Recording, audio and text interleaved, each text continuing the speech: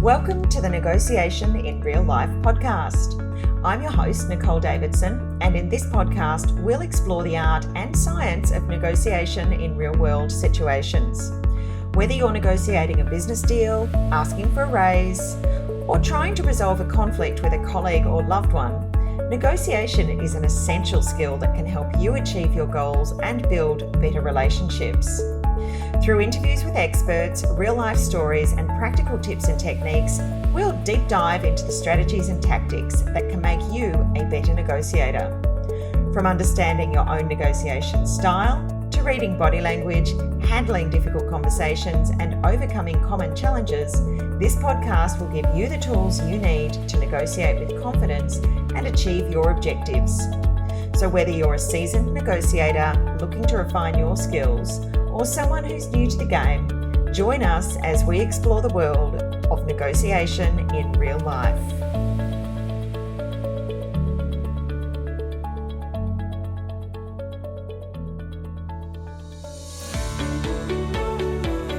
In this episode of Negotiation in Real Life, I speak with Stephen Key.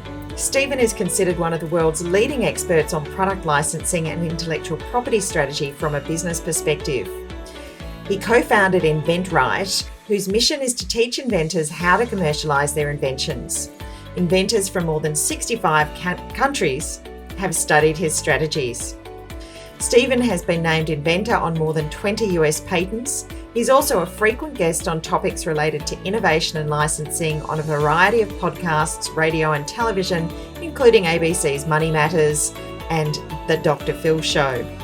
On his YouTube channel, InventRightTV, he has published more than 900 videos about how to commercialize an invention. Stephen has also published more than 1,000 articles for websites including Forbes Inc., Entrepreneur, Core 77 and All Business. His work has also appeared in Time, The New York Times, Fast Company, Business Insider, IP Watchdog and many other places.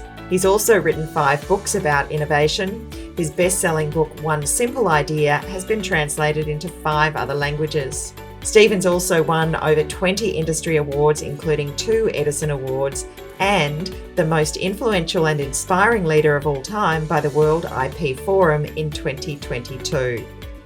Currently, he's part of the team responsible for launching a new sustainable packaging innovation that replaces the need to use plastic to carry beverages, and it's called Fishbone. In our discussion today, we speak about the importance of preparation in negotiations where there are power imbalances, key considerations for negotiating a licensing agreement, dealing with requests for exclusivity, common mistakes made in licensing deals, building momentum by starting with the easy stuff first, the power of renegotiating when things go wrong, and much, much more.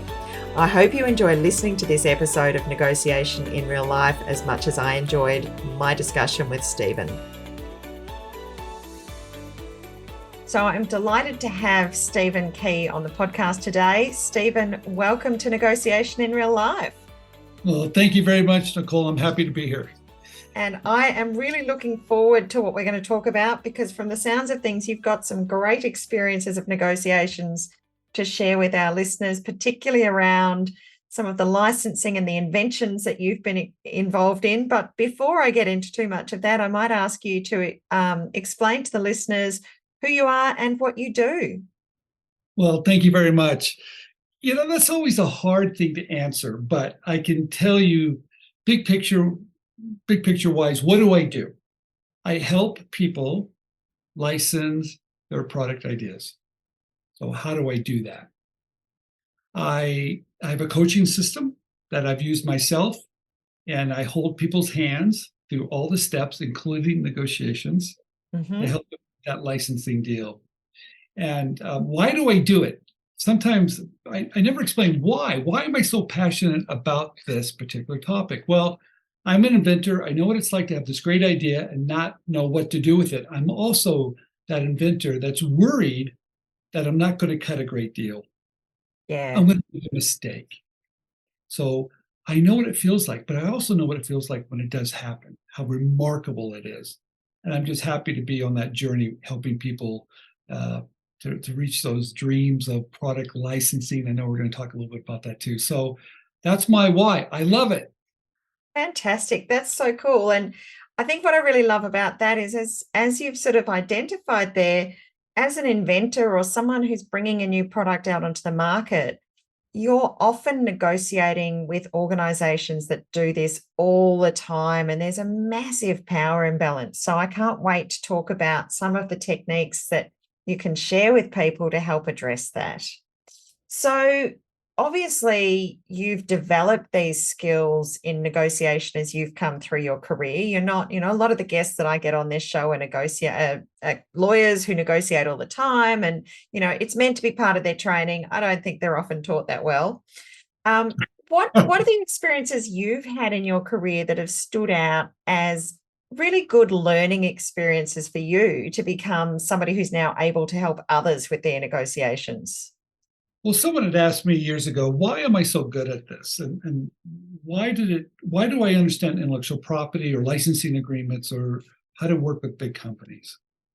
Because they always ask me, you must be a patent attorney because you're dealing with these licensing agreements. And I said, well, no, I'm an entrepreneur.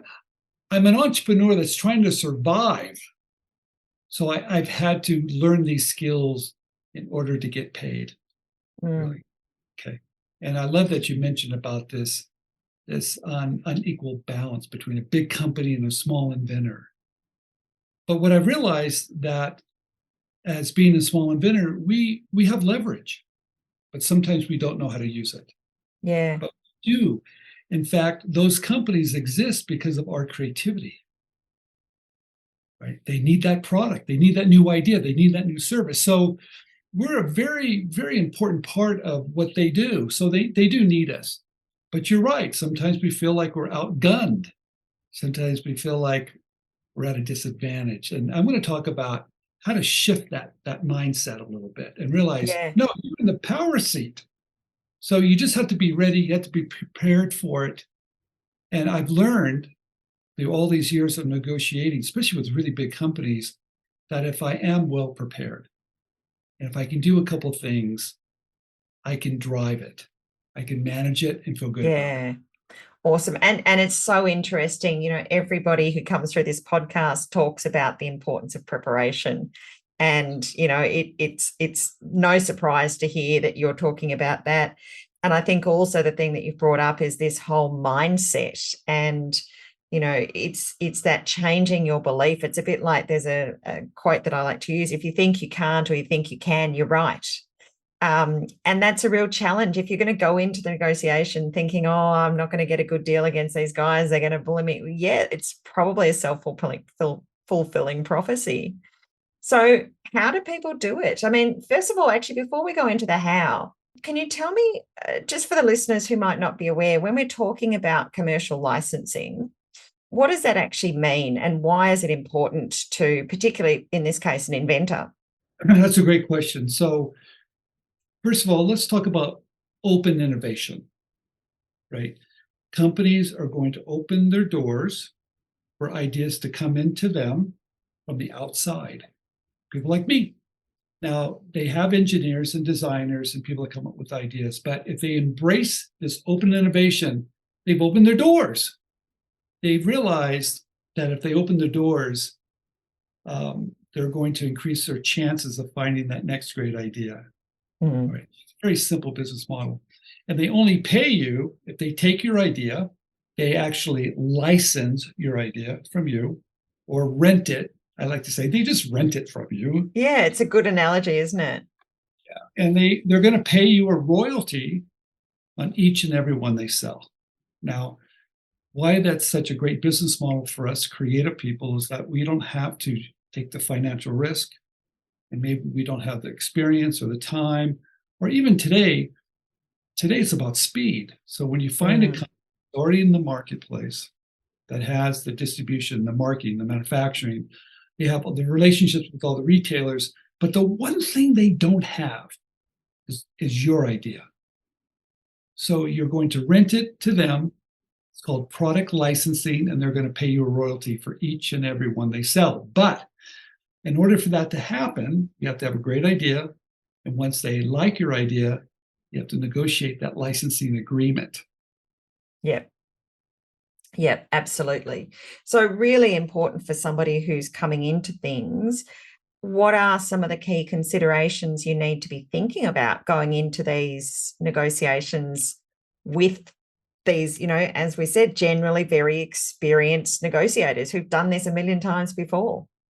Well, they probably haven't done it a million times before. Okay. So, so just realize that if you do this enough, you'll probably have more experience than they do. So, but like anything else, it takes a little bit of practice, and you have to be prepared before you actually receive a licensing agreement. People realize, no, I'll bring in a negotiator, I'll get help once I get the licensing agreement. And I tell everybody, no, you've got to start earlier to have some leverage and be ready for that conversation to happen. So the considerations, what are they? Well, every company, every industry have different requirements. So maybe intellectual property ownership is important. So you need to be prepared. You file a provisional patent application, maybe a trademark or copyright. Those type of ownership tools, be prepared to own those. I called it perceived ownership. The next thing that you might want to consider is really the landscape. What do they do? And what is your point of difference? And also, what is your point of difference of your product or service compared to all the other ones in the market? So be ready to really know your point of difference. And if you do, you can leverage that, right? Because you know what they have and what they don't have. But another thing you might want to consider is really the price point of these products, right? Because everything has a range.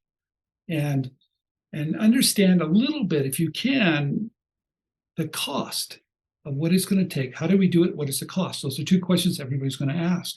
So if you've done your homework, you know your point of difference, you filed intellectual property, you have good marketing material, really showing your point of difference, and you understand that your product's going to fit in a particular price point that works within their customers, right?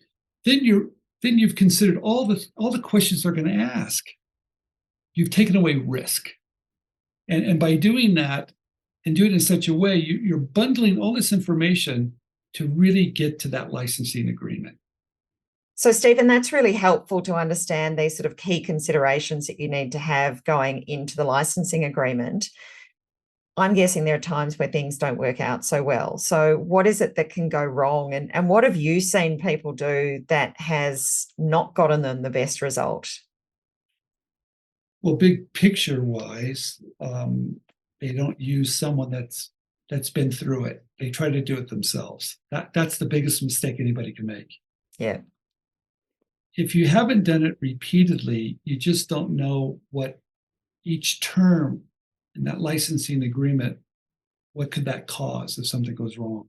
Yeah. So if you have that experience and you've seen enough of them, after a while, you can kind of look out ahead and see where those trouble areas are going to be. And this is the thing, isn't it? When you're negotiating a contract in a lot of ways is an insurance policy. It's protecting you for things that could happen in the future. So you've got certainty. And if you don't know that something can happen because you haven't been through that process, you can't protect yourself from it. You're so right about that. That if you don't know what's out ahead, how can you even understand what some of these clauses are in the licensing agreement and how they're going to impact if things do go wrong? Licensing agreements or any contract to me is like a living document. It's a document in one particular time, and things are going to change because you're dealing with certain business issues. And so, some of those agreements, they come back and you might have to change them, amend them. There's things to happen, right? So you would love for them to be perfect. You've covered everything. That's not really reality here. But if you do have someone you're working with that has the experience, they can look out ahead a little bit for you and go, all right, that could be a potential problem. Well, we head that off now. Yeah, I love that. And I'm thinking, from a marketing perspective, because it was interesting you use that analogy of you're renting your idea to somebody. And of course, you only get the rental income if they use the property, if we take that analogy a bit further. And I'm thinking, as somebody licensing something, I imagine that a lot of the time, the person renting the property, renting the idea, wants exclusivity. You can rent it to me, but no one else can have it. And that then puts the creator, the inventor, at risk, because what happens if this person has a license? It doesn't cost them much if they're not using it. What happens if they stop promoting that idea, if they decide not to continue producing the product? And that, to me, is one of the things that I would want to see in the licensing agreement, to get a commitment from the other side that once they've licensed it, they're going to use it. Is that something that gets forgotten sometimes, or are there other things that get forgotten where people aren't getting advice? Well, that's the biggest issue. You just hit the nail on the head, right? If you give someone an exclusive, that limits your ability to collect royalties or revenue from somebody else. Mm. You got to make sure that they're going to perform, because if not, if there's no performance clause in that licensing agreement, they don't have to sell any. Yeah. They could your invention, your product, and not sell any. So you have to have some type of performance clause in that licensing agreement. And it's usually the one I prefer is really tied to sales. They have to sell a certain amount each quarter to obtain that exclusive right. Basically a gun to the head. I hate to say that. Yeah. It forces them to do the work that they should be doing. And if they fail, and sometimes they do, then everything comes back to you. You pick it up and you go someplace else with it. I've seen that happen many times. But without a performance clause, it's probably one of the biggest mistakes you can make. So a performance clause is a really important one to have. What are some of the other important things that people might overlook? Well, one of the biggest issues, or the biggest clause, is the grant of license. What are you granting them for them to pay you a royalty? Okay. From their perspective, they want you to have intellectual property. I'm going to pay you if you have protection on your invention, like a patent. That makes perfect sense, right? Yeah. Okay.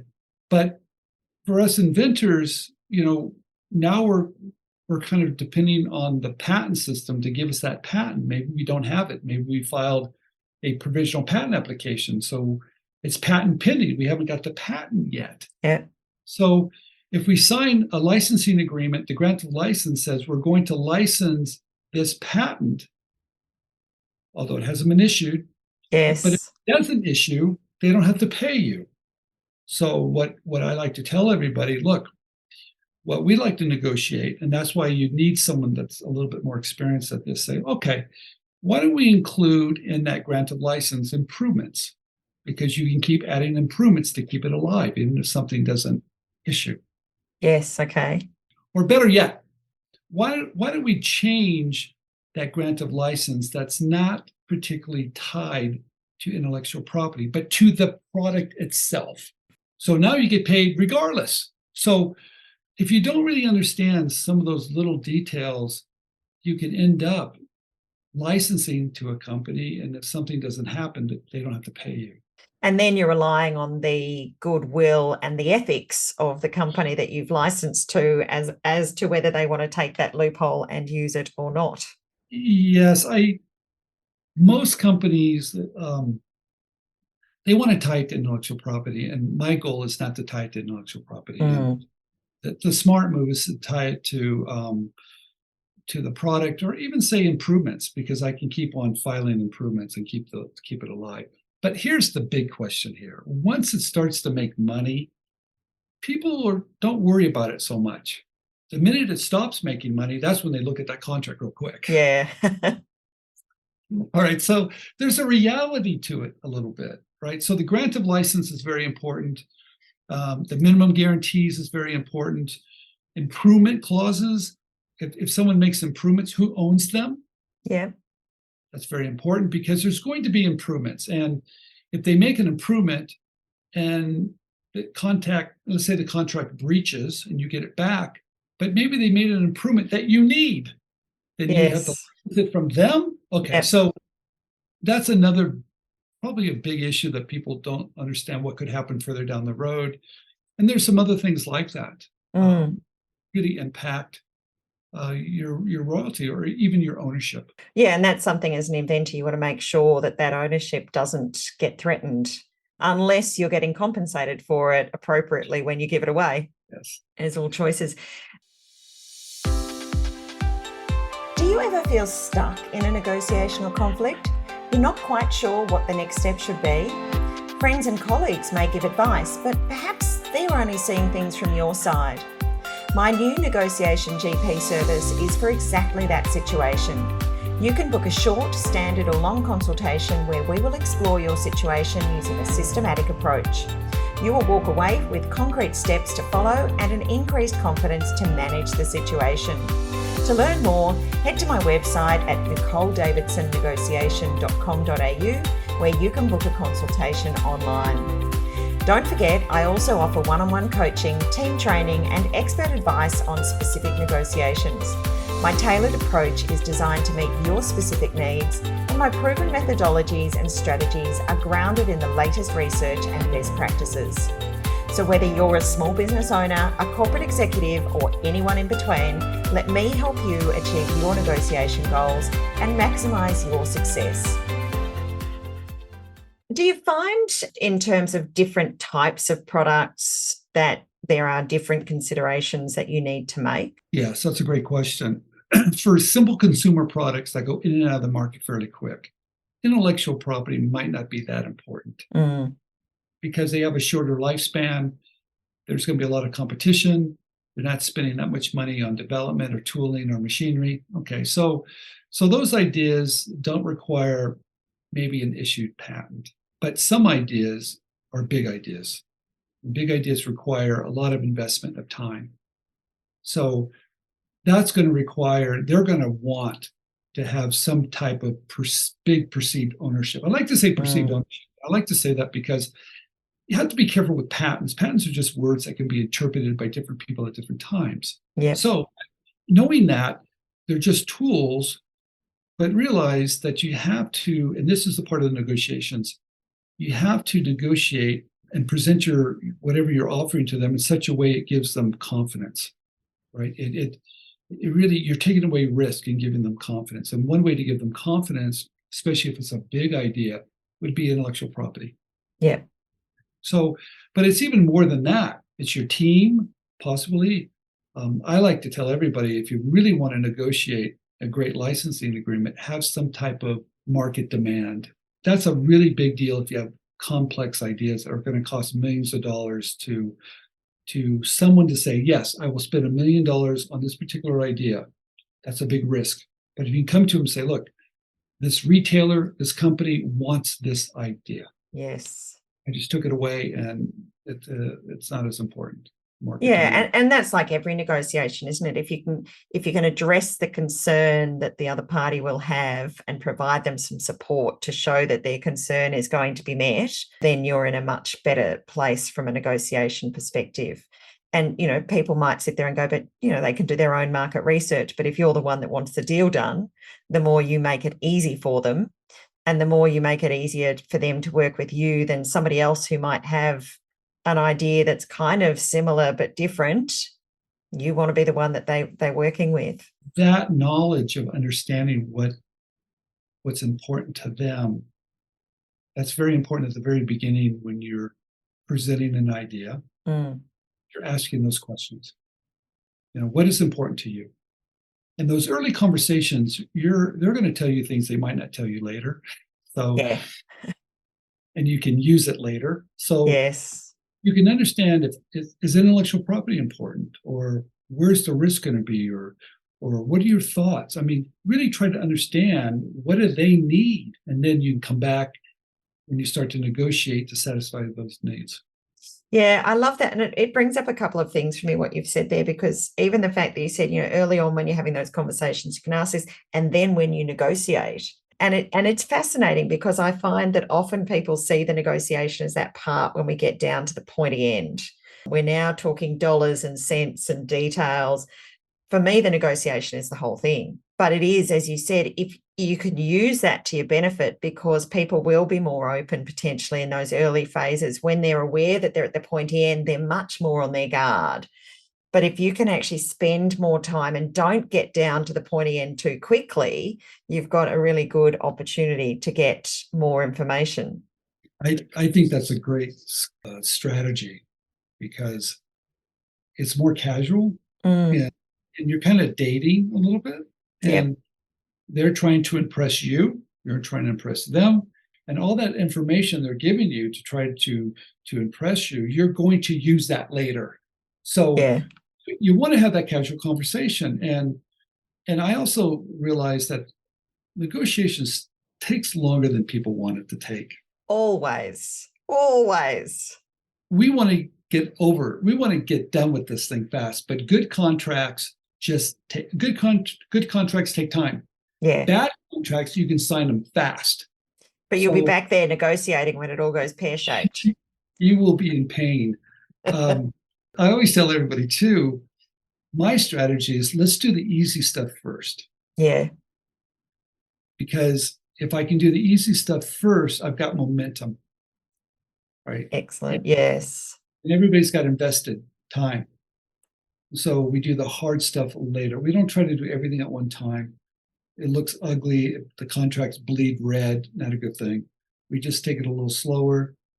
And we also have a technique that we use that we do a term sheet.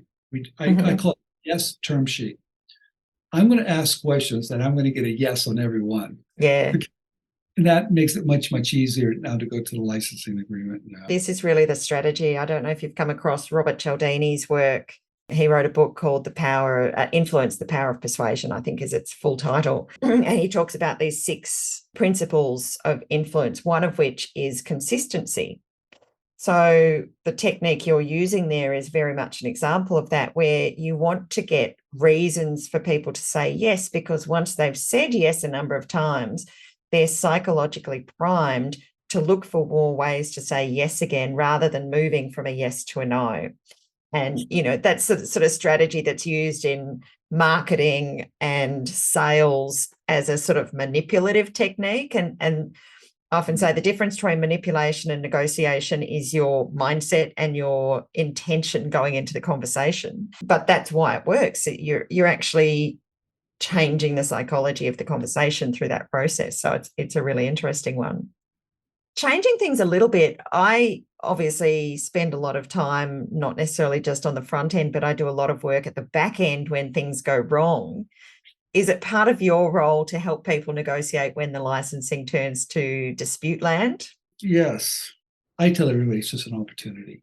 It's an opportunity to renegotiate and get things maybe that you wanted before. So most, not all the time, but contracts are going to breach.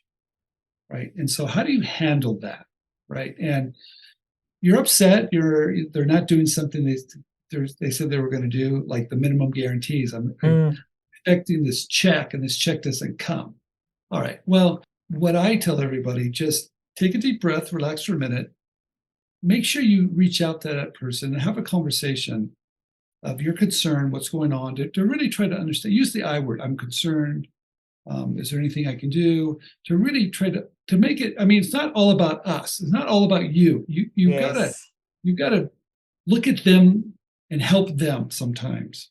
So especially with product licensing, because they're doing all the work. So I know. So it's a little bit different. So my perspective is, let's find out what went wrong, and let's see if we can help them get it on track. Maybe yes, maybe no. Let's show them we're part of the team, right? And let's don't poke them in the eye. That never works. Very true. Never works. Don't ever threaten them. That doesn't work either. What you want to do, tell them, hey, I'm part of the team. Let's figure this out, because that's long-term relationship building. Yeah. They won't forget that. They just will not forget that. I always tell everybody, look, if something goes wrong, great. Let's say they miss a minimum guaranteed payment. They miss it. All right, what went wrong? That might be a time for you to say, look, let me give you a little bit more time. That's okay, because I know maybe you missed some date, manufacturing trade show. I get it. But because of that, maybe that 3% was a little low royalty. Yeah. if you could make it a 4, right? Give something back to me, no problem. We keep on going forward. So renegotiate and use it as a way of building a better relationship of team building. You're part of the team. So I don't think it's a bad thing. No, I think that's a really nice way of looking at it. And I used to have a phrase that I used, every conflict is an opportunity. And I think that's a really nice way of looking at it, because the alternative is that you see it as a problem and you don't know how to do it. So you call the lawyers at. And I love that. For the listeners who can't see the audio here, Stephen's just kind of dropped his face into his hands and shook his head. Well, you have to realize that when you lawyer up, they lawyer up. Okay. And lawyers get paid by arguments and problems. To be someone in business, I need to look at it a little bit differently. So I want to use my ability to build a relationship, keep it solid, and keep everything on track. Now, sometimes you need them to come in when things get stuck and you can't move and find another way around. Absolutely. But totally. If you bring a lawyer, let's say a licensing attorney in at the very beginning of a contract, they're going to look at it and they're going to mark it up, and that will bleed red. Guarantee it, always does, because they're boilerplate. And I want everybody to know that every time a licensing agreement comes in, the first one, it's going to be awful. They just are. Into it. Okay. But if someone comes in and starts to mark it up, sometimes it just looks overwhelming. Mm. It's just like, it can be very deflating. So like I said, I don't like to work on the tough stuff first. And some people like to say, well, if we can't agree to these things, why even go to a contract? Okay, yes, I understand. But those are really difficult things. And I also realize that each part of a contract kind of impacts other parts of it. So you can't just pull one thing out and think that's going to be the big deal. I think that's a wrong approach. Well, and if you go back to what we were talking about before, you were talking about the yes term sheet. If you look at the legal method of doing it, here's a contract draft, and the first thing that you're doing is no to that clause, no to that clause, no to that clause, no to that clause. It's exactly the opposite, isn't it? So it's a fascinating process. You have problem after problem. I mean, it's just it just bleeds, red. Yeah. I like it. I also like when something's really difficult, and sometimes these things are just difficult. Yes. I always like to read it back to them to see if I really understand it. Say, let me see if I'm clear on this one point. And when you read back something they're asking for that's really ridiculous, and they actually get to hear it, it makes a very compelling argument for them to go, maybe we're overreaching here. That's how I like to do it. That is an excellent tip. Very. That's how I do it, because it's like this. I'm going to give you an exclusive, and since there's no performance clause, do I understand that you could sell that or not sell that and own it and not ever pay me any money? That sounds crazy. I mean, when you start to present it that way of common sense, they usually kind of laugh at themselves and go, yeah. But I love that the way that you're doing that is actually reading it back to them and asking them about it, rather than going, you've got to be kidding. This is crazy. It doesn't make sense, because you're getting them to that realization it's crazy for themselves. You could tell them the same thing. But the problem is, when you tell somebody something, particularly in a negotiation, they're going to look for ways to disagree with you. But if you get them to think about it for themselves, who disagrees with themselves? I think you're absolutely 100% right. It's just the way you frame it. Yes. Right. And if you're going to frame it in such a way they get defensive, then you're not going to be able to come together on something. So yeah. And this is where I think, those small micro skills of, just changing the way you phrase a sentence or framing something as a question rather than a statement, they're the things that make the difference.